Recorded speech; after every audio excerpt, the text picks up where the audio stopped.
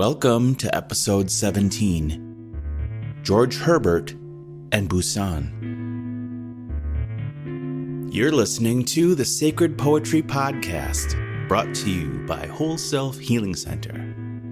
Thank you for tuning in. We're celebrating National Poetry Month each day this April, featuring audiobook selections from the 1989 anthology of sacred poetry, edited by Stephen Mitchell, The Enlightened Heart.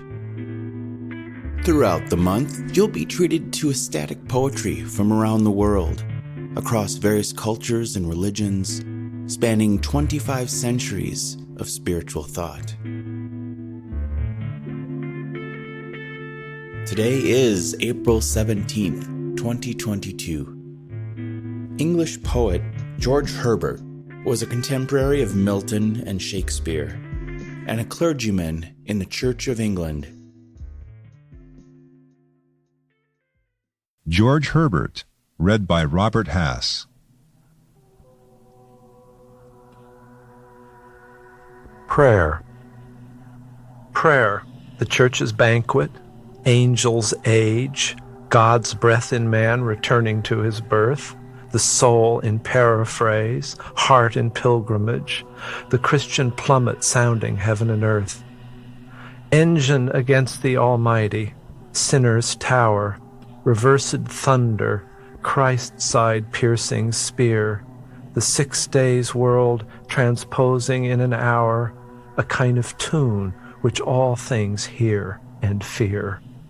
Softness and peace and joy and love and bliss, exalted manna, gladness of the best, heaven in ordinary, man well dressed, the Milky Way, the bird of paradise, church bells beyond the stars heard, the soul's blood, the land of spices, something understood.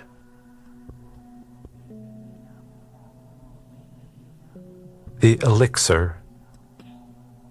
Teach me, my God and King, in all things Thee to see, and what I do in anything, to do it as for Thee, not rudely, as a beast to run into an action, but still to make Thee prepossessed and give it his perfection.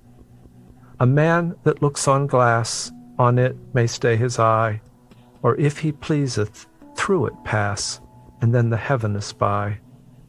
All may of Thee partake, nothing can be so mean, which, with his tincture, for Thy sake, will not grow bright and clean. A servant with this clause makes drudgery divine, who sweeps a room, as for Thy laws, makes that and the action fine. This is the famous stone that turneth all to gold, for that which God doth touch and own cannot for less be told. Love. Love bade me welcome, yet my soul drew back, guilty of dust and sin. But quick-eyed love, observing me grow slack from my first entrance in, drew nearer to me, sweetly questioning if I lacked anything. A guest, I answered, worthy to be here. Love said, You shall be he. I, the unkind, ungrateful?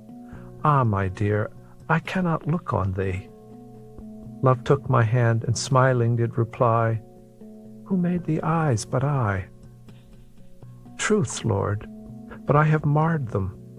Let my shame go where it doth deserve. And know you not, says Love, who bore the blame? My dear, then I will serve. You must sit down, says Love, and taste my meat. So I did sit and eat.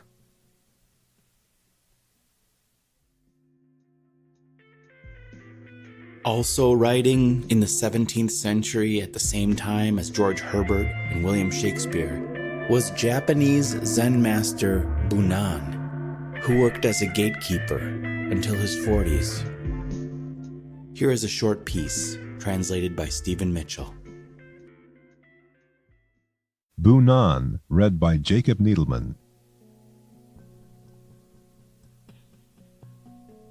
Die while you're alive and be absolutely dead.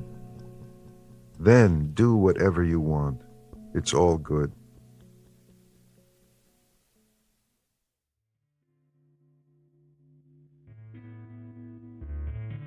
You're listening to the Sacred Poetry Podcast, brought to you by Whole Self Healing Center. Thank you for tuning in.